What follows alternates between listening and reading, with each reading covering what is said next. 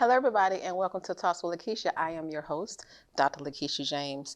Now, you guys know every time I have my talk show, I like to open up with the previous segment, right? So, if you guys tuned into the previous segment, we were talking about coaching accountability. Did you guys get some great notes? I know you did, because my guest, Wanda D. Hollis, she was dropping those gems, and I hope you guys did pick them up. And today, I want to talk about some collard greens.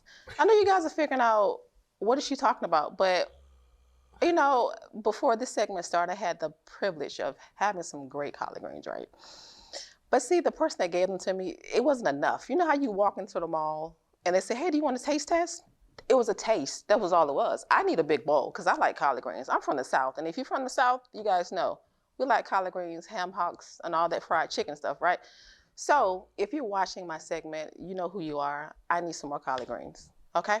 So today, I'm honored to have my guests share this platform with me.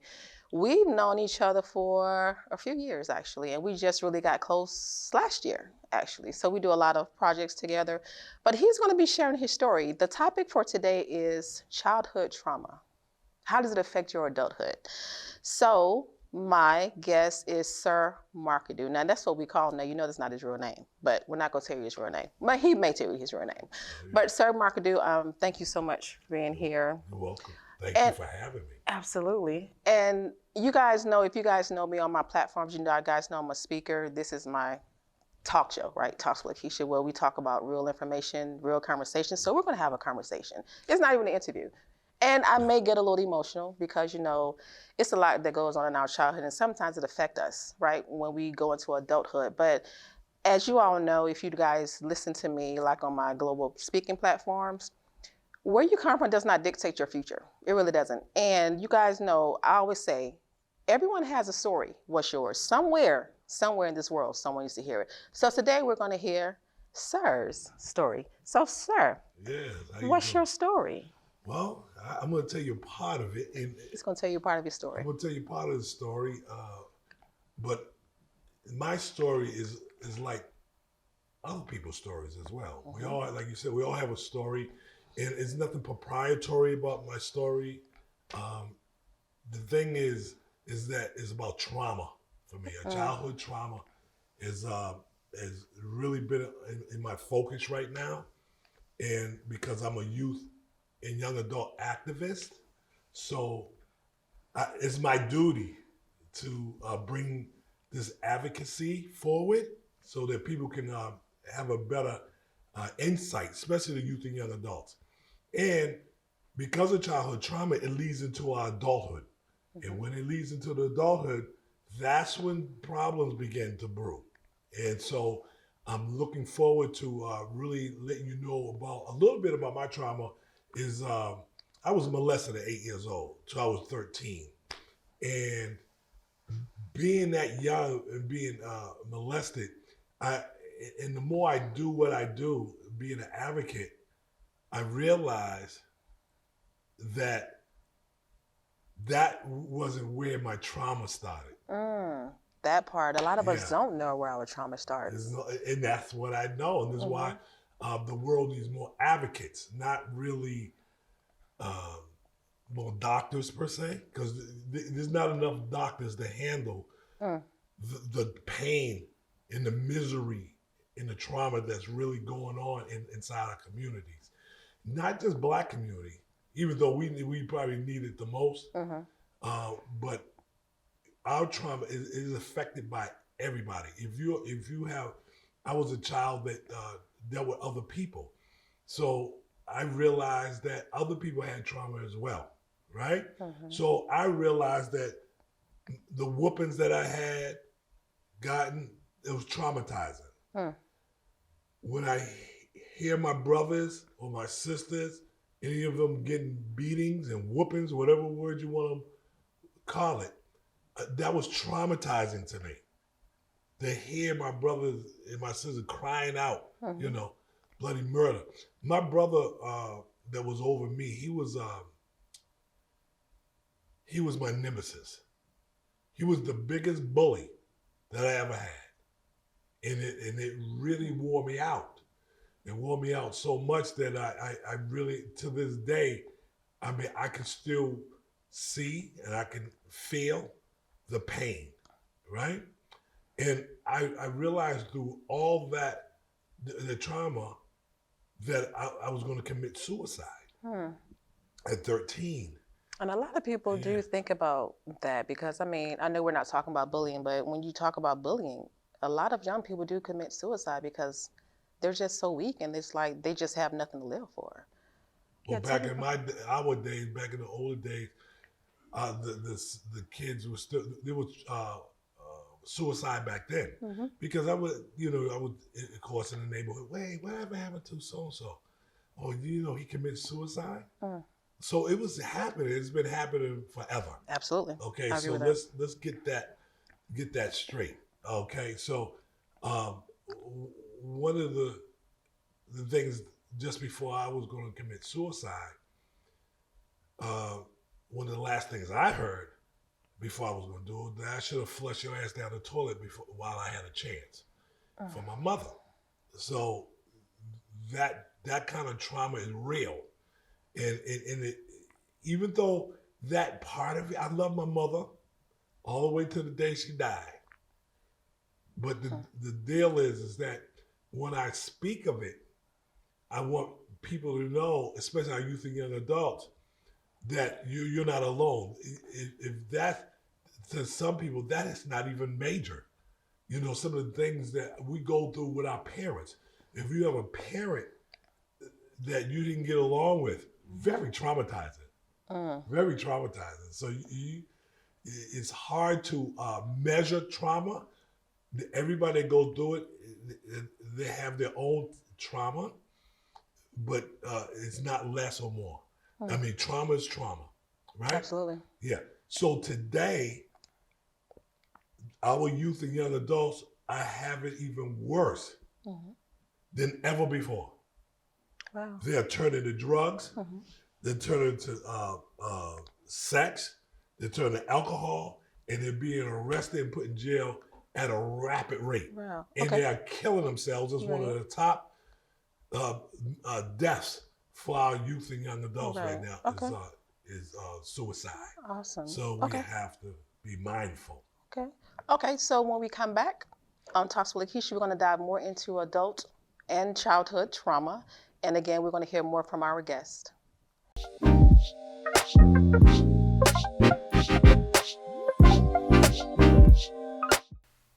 Welcome back to Talks with Lakeisha. I am your host, Dr. Lakeisha James. Now, during the break, it was brought to my attention that I said something that probably was not, I didn't mean it that way, but when we were talking about suicide, about bullying and suicide, I did not say it was awesome that people commit suicide. I do have a heart for, people that commit suicide. So I don't want anybody to take anything out of context what I said. So I definitely want to apologize to those who are watching. So I do apologize. That is not what I meant. So I did fail to mention to you guys, I introduced my guest, but I did not introduce my guest, Sir Markadoo. He is the founder of Chronic Killers and Body by Sir. Body by Sir. Yep. So I forgot to tell you guys about that, but we're going to go ahead and get back into the topic, which is childhood trauma, how it affects adulthood. Now, sir, you're an adult now, and you did suffer some childhood trauma. Now, what triggers your childhood trauma in your adult life? I mean, it could be anything. Anything. It could be dealing with an associate, dealing with a customer. Triggers are triggers.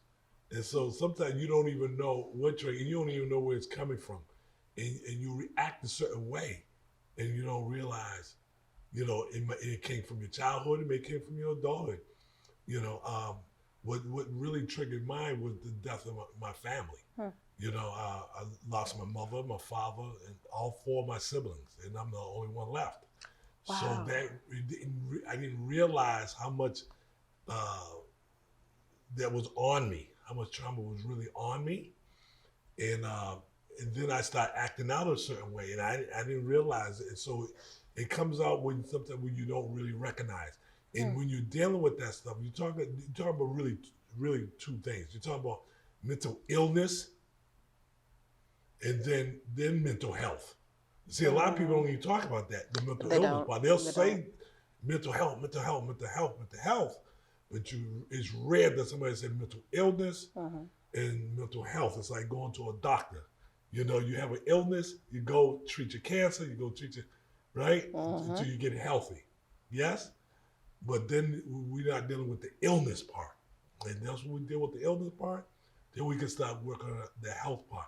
And a lot of, like I said, there's a lot of therapists and counselors and things of that nature. They can't take on the load. So what can we do as a community to kind of change? Because that's where it comes down to. What can we do to change it or to adjust it, right? And it's called advocacy. Advocacy, you guys heard that? That's how we can change it. I'm not a doctor, but I am a patient. And I learned a lot through all the trauma and all the health part to realize that I'm better off now. So I'm getting healthier, but we still have a lot of work to do when it comes to our peers now as an adult, because the little boy, the little girl in us is still there. It's still It there. didn't start with you. Absolutely. It did not start with you, but it can stop with you. And that's major. Absolutely. And then once we let our little ones, as they grow up, say, look, a lot of things you inherited, it's been passed down to you. And then, you know, you look at TV, we look at people, how they act on social media, how they act at school, and we pick up these habits, and we think we didn't. And then when something happens, my mother used to slap men. I used to watch her slap men, literally slap men. And I seen her slap her own father, and that was traumatizing to me. And the thing is that when I see her even fight with some of her men friends she had, because we had 4 different fathers through 5 kids. So there's a lot of things in there where watching them fight, it kind of seemed like that's how you handle, you know, disrespect, or this is how you handle situations, by fighting and pulling hair or whatever. Absolutely. And a lot of kids pick things up today because it starts at home. It starts at home. Absolutely. They have to. They pick up everything. Everything. They say, "Oh, kids are sponges." Yeah. Yeah, they do. Yeah, but they then adapt. they become adults. Yeah, absolutely. And that's when that trigger comes up. It's like you have to really go back and say, what started this? Why am I how I am? Even for me, as a talk show host, I have a story. A lot of people know little parts of my story, but I have a story that makes me who I am today. And if I had to change it, go back and do it all over again, I would do it again the same way, because I would not be who I am now. I would not be sitting in this chair sharing my expertise with you guys, and then have these amazing guests sharing their story, because like I say, everyone has a story. What's yours? So how does your childhood trauma, while you've been in adulthood, affect your relationships? Oh, big time. I've been married 5 times. I remember you told me that. I'm like, 5 times. He's been married 5 times. And it doesn't matter if I've been married 5 times or I've been in relationships 10 times. It just affects your relationship. You're so traumatized, and then when something happens with one relationship, it carries into the next relationship. You think it's not going to happen, and then when it happens, you're in it now. And I have conversations with even therapists about them, friends of mine, and they want to talk about relationships and stuff like that, about being friends and stuff like that. Well, you want to marry your friend, but every relationship I had started off as friends. It always starts good, don't it? And then it turns into something else because of all the history. And like that sponge, it gets dry, you don't deal with it. Soon as water hit it, it starts to expand. And that's the part where it's hard to deal with. People say, oh, you got to do this or you got to do that. I said, how are you going to change anything if you're not being in a space where you can learn on a platform like this? I'm hoping and praying that somebody on a platform letting them know that it's not your fault. It's not your fault. What has to happen is that you have to prepare yourself through listening to other platforms and others, advocates, people that can make a difference in our lives. Because most people, as we know, they don't go get therapy. They can't afford it, or they don't have the health insurance, or it's a stigma in our community that we don't need. Sorry to cut you off, we have to go to break. But when we come back, of course, we'll get more into detail about the childhood trauma, what affects the adulthood. Again, thank you so much for tuning in to Talks with Lakeisha. We'll be right back.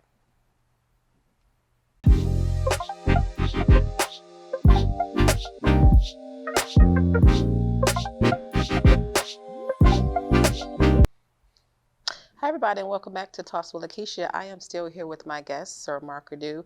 We're going to talk a little bit more about childhood trauma and what affects adulthood. So, sir, how are you helping youth? Because I know your passion is youth. Yes. And I don't know if I told you guys, we do know each other on a personal level. So he's my brother. He called me his sister. So I know a lot about him outside of his trauma that he endured when he was a child. But what are you helping?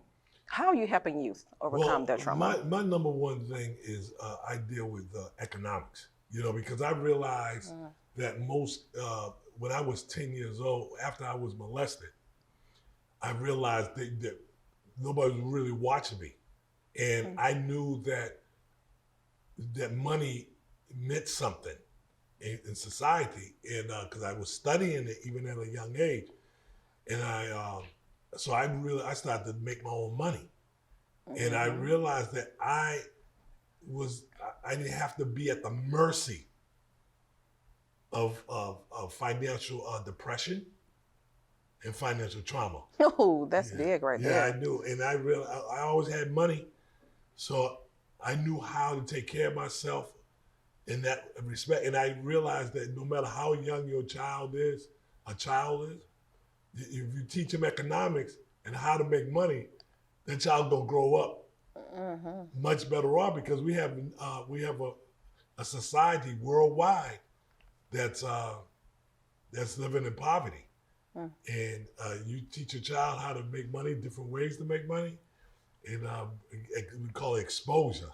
Exposure. Hey, you got to get him exposure. Yeah. Just like you guys are getting here. He's getting exposed. I'm getting exposed. You guys are getting exposed to this wonderful topic, childhood, how it affects adulthood. I'm sorry, sir. Go ahead. But no, it's okay, because money does not solve the problem of depression and trauma, though. You know what I'm saying? So we have millionaires and billionaires that are broke under one of somebody's bridge out here in one of these major cities, living in the bridge. A lot of them people were are brainiacs. They were doctors, lawyers, professional businessmen and women, and the trauma got them, the best of them.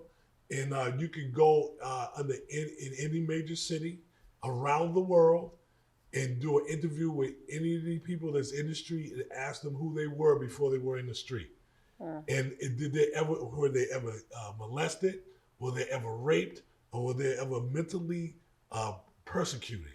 And when they say, yes, I would, you hear their stories, then you get more of an idea, a real bird's eye view idea of really what's going on in society today. Today, yesterday, 10 years, it doesn't matter. Every generation has its curses. Absolutely. And so you dealing with depression is almost like dealing with demons. You have these demons, right? So these demons are running around in your mind every so often during the day, and when it's ready to pop up, anything that triggers it, the demons begin to have fun. They start tap dancing on your mind, your brain.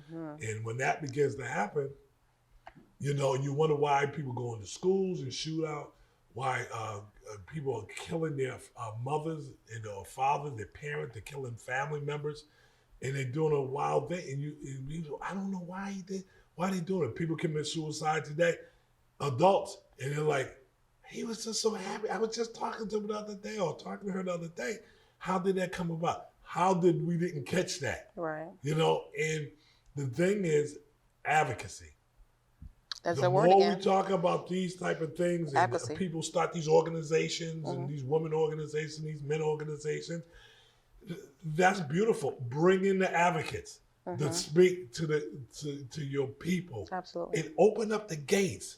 Release those demons a little bit. Let them bend and mend. Right.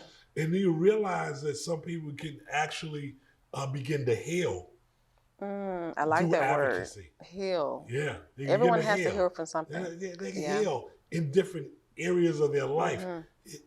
You know, to be normal, you're never going to be normal. You're never going to get there. You're never going to get there because the world is what it is. It always reminds us of who we are. Oh, isn't You that can't true? escape it. Oh my You God, watch you can't TV, escape that. you look at news reels, you're on social media, you get these reels, you see a fight, you see something, and you were maybe a fighter, it's all going to stop blowing up again. So that's another trigger. Like if you see it on TV. You got to TV. watch your mind because your mind is the thing. The triggers that you got to get away from the people, places, and things. People, places, and things you got to get away from. That's going to trigger you. And once you operate on that, say that, you know what, I can do better. And that this didn't start with me, it's going to stop with me. And I'm going to work a little harder at getting the information that I need to have a better lifestyle. You know, have better thought processes. Because that's where it really comes down to. Because all of this childhood stuff, it still leads into your adulthood. And you're still dealing with it if you like it or not. Absolutely. You know, you're that little boy, little girl, and you know, the things that you went through back then, you're still dealing with it. You get into these relationships, it doesn't matter if you are in a man-woman relationship or a woman-to-woman relationship or man-to-man relationship, it doesn't matter. Or it's a teacher-student relationship. You're in these relationships. A neighbor, you have these relationships and things begin to trigger. And when they begin to trigger, it only gets bigger. Those triggers. Yeah. It didn't start with you, but it's going to stop with you. If you are looking at this, it didn't start with you, it's going to stop with you. Let that embed in your soul. I like that. Got to work on it though. It's a lot of hard work. And like you said, if you're one of those people that never go to treatment, to get treatment, to see a therapist or psychoanalyst or anything, these things, you don't have the money or you just don't go, just find a way to begin to get online or something and start to listen. Listen to some of the T.D. Jakes or somebody like that. Start to listen. And then when you begin to listen, you start finding advocates, things can start to change for you. I love it. I love it. Well, I'd like to thank you so much for being my guest. I hope you guys did learn a lot about childhood trauma, how it affects adulthood.